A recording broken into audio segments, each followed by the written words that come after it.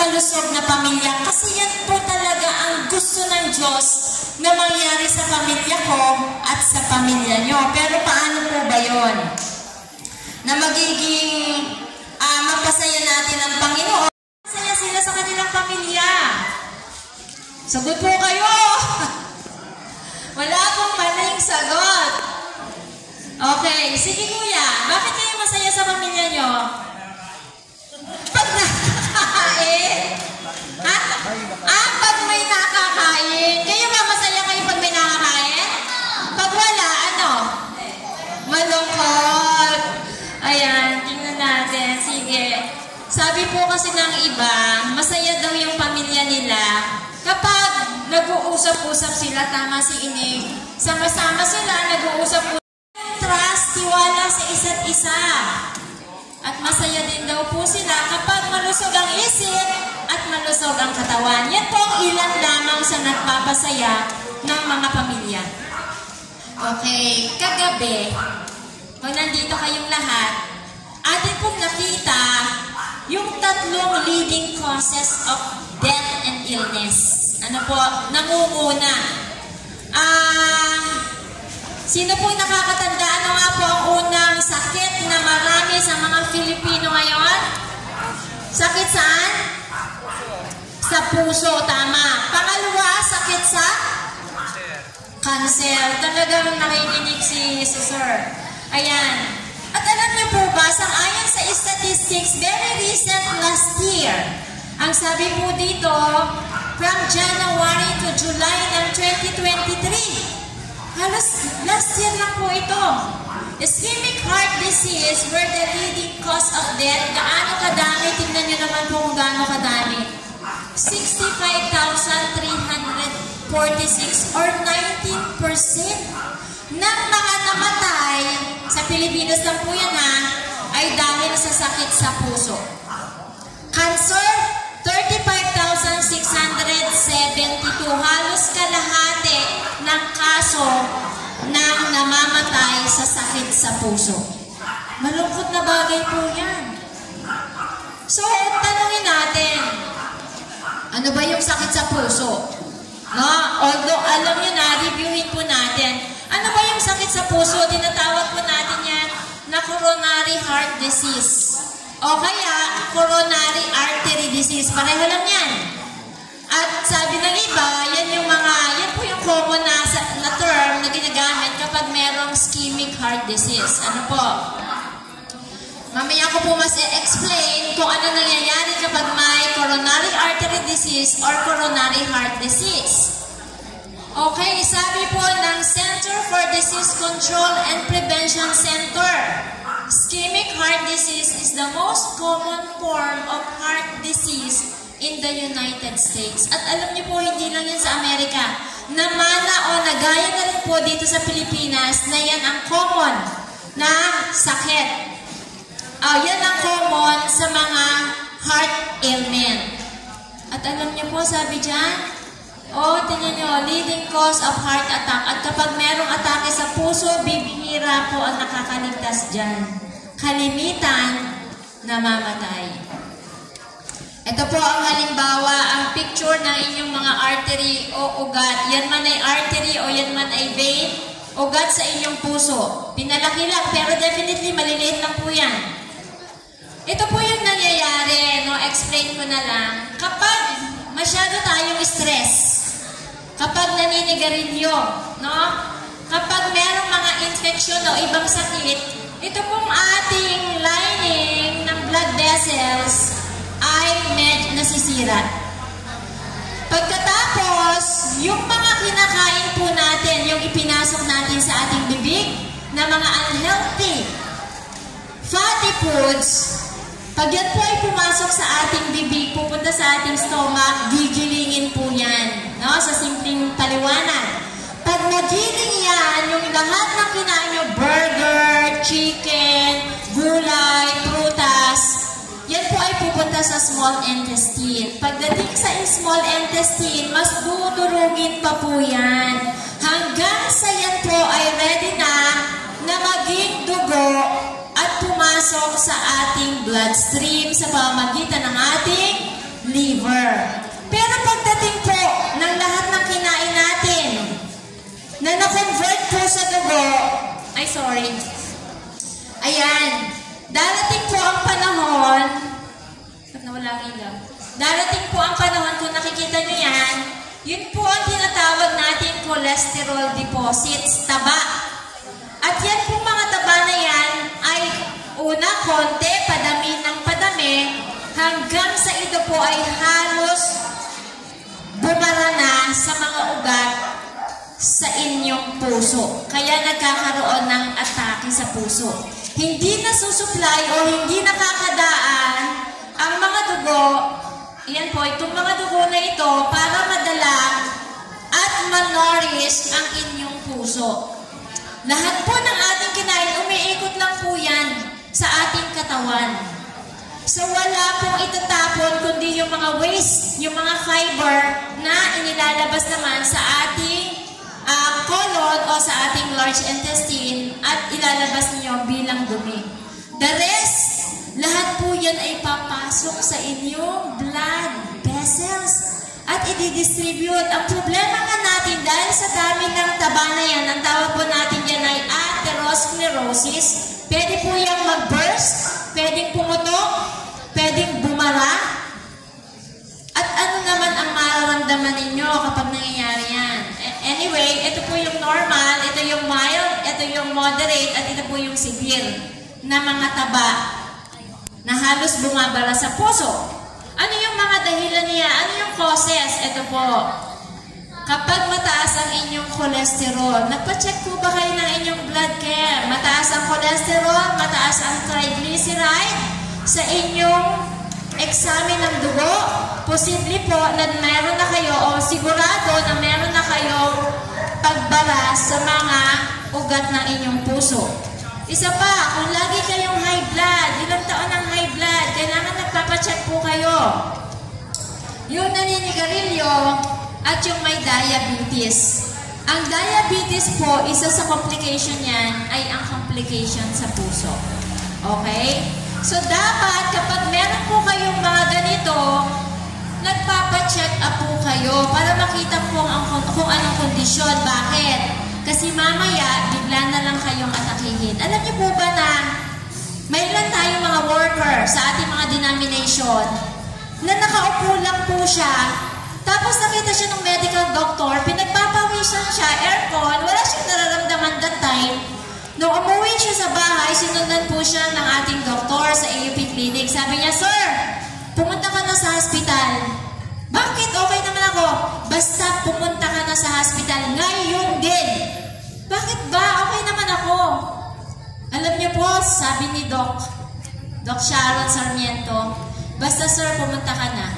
So napunta sa hospital. Alam niyo po, nung siya ay in-angiogram, sinilip ang kanyang puso, may nagbabara pala sa kanya. At malapit na talaga siyang atakihin. So hindi na po siya pinauwi. Mamaya ipapakita ko kung anong ginawa sa kanya para siya ay mabuhay at magtuloy-tuloy. Cholesterol at triglyceride, high blood, no, may diabetes. Ito po yung titingnan ninyo na mga signs kung hindi pa sinasabi ng doktor nyo na may sakit kayo sa puso. Ayan, sumasakit ang inyong dibdib. At ang pagsakit po niyan, ha, tingnan nyo ha, ito po ay masakit ang dibdib, pupunta sa inyong, anong tawag dito? Panga. Bababa sa inyong right arm, pupunta sa inyong mga daliri.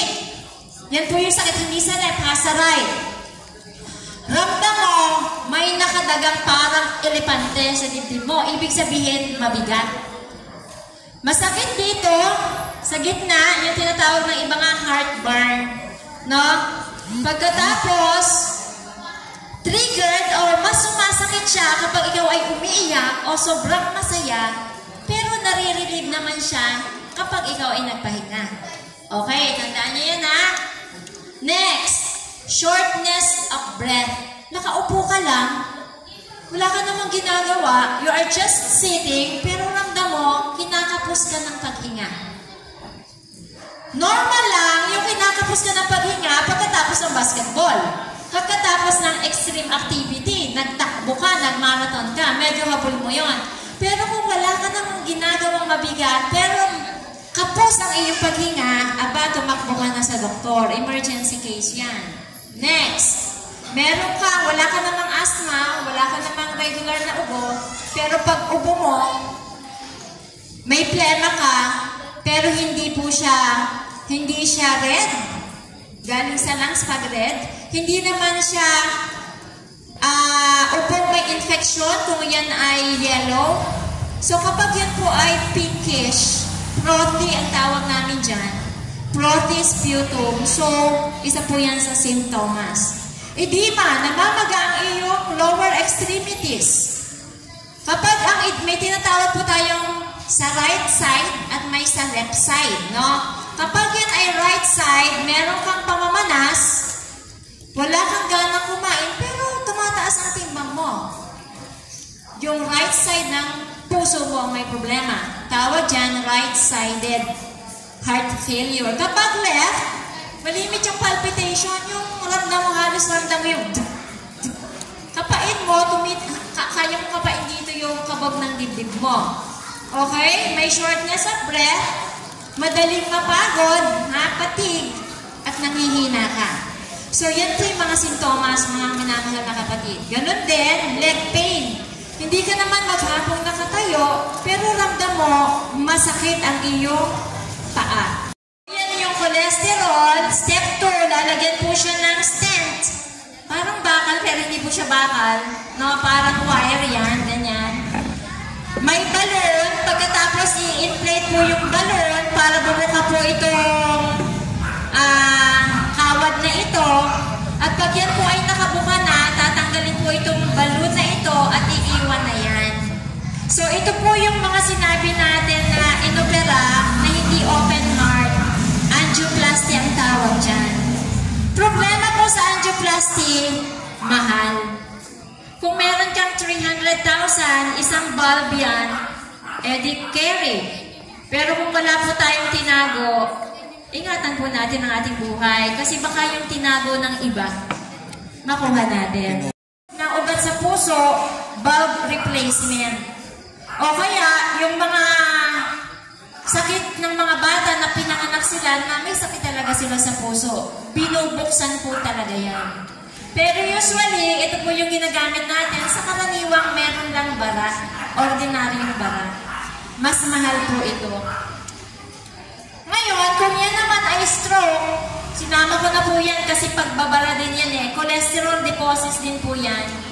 So, pag stroke naman, meron po tayong tinatawag na ischemic at hemorrhagic. When we say ischemic, nagbara. Sa parte ng ugat sa ulo, merong bumara. Ayan. Sa utak po, meron siyang bumara, walang dumaloy na dugo. Pag dito po ang bara sa right, definitely left ang affected. Kaya ang iba, kalahati, di po ba? Ang iba, kalahati. So, depende po yon kung saan may part ng ugat sa ulo na binarahan. Ito naman, kapag hemorrhagic, pumutok na siya.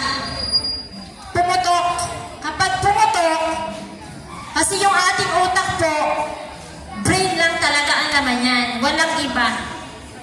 So, kapag yan ay pumutok, magkakaroon siya ng dugo. So, yung dugo na yon kapag dumami, sasakit ang ulo. Hindi mapigil ang pagsakit ng ulo ng pasyente. So, yan po, kinakailangang buksan para tanggalin yung blood clot. Mas mahal po yan. Usually, kapag ganito yung kaso, siyempre, bubuksan. Yan po yung sinasabi ng mga doktor, hindi ko po sigurado kung makakabalik pa sila sa usual nilang ginagawa. Mostly, yan po sinasabi natin gulay pag-uwi. Bedridden na ang pasyente. Tumitibok, bumubuhay, pero hindi na normal ang kanyang pag-iisip. At ang wala na siyang kakayanang umupo, magsalita, lalo kung lumakad. Pero may good news eh. Hindi naman hanggang doon lang ang buhay natin. Ang mga Pilipino po kasi tinanggap na lang nila na may sakit sila po sa puso. Tinanggap na lang nila na may high blood sila. Pero actually, ito pong sakit sa puso, reversible po yan ngayon. Noon wala tayong alam eh. Pero ngayon, marami na pong research ang ginawa. Pwede siyang pagalingin, reversible. Pwede yung mga bala kanina na pinakita ko, unti-unting mawala. Hindi nga lang po bigla. Pero posible. Lifestyle po ang ating nire-recommend dyan. Alam niyo po sa Mamsi, meron na po tayong lifestyle center. Kung kilala niyo si Dr. Manies, siya po ang kauna-unahang Filipino na lifestyle medicine doctor. Ano po? Wala siyang reseta. Ang reseta niya lang pagkain. Pero napakarami pong may sakit ang gumagaling. Good news, di po ba? Sabi ng ibang, ma'am, mas mahal naman kasi ang gulay at prutas. Totoo po yun. Kasi ang karne mo na 1 kilo, 180, di ba? 3 kain na yon. Pero yung prutas mo, gulay mo, 180 mo, mga 2 kain lang yon, hindi lang ganon. Pero ano po ba ang mas mahirap kapag nagkasakit? Alin ang mas mahal? Di po ba? Okay, so lifestyle, right kind. Unahin po natin ang right kind. Ano ba yung kakainin nyo? Ano po yung pinag-aralan natin kahapon? Ano yung sinasabi ng Panginoon na kanyang prescription na pagkain or the original diet? Di po ba? Genesis 1:29, kung natatandaan nyo? Butil,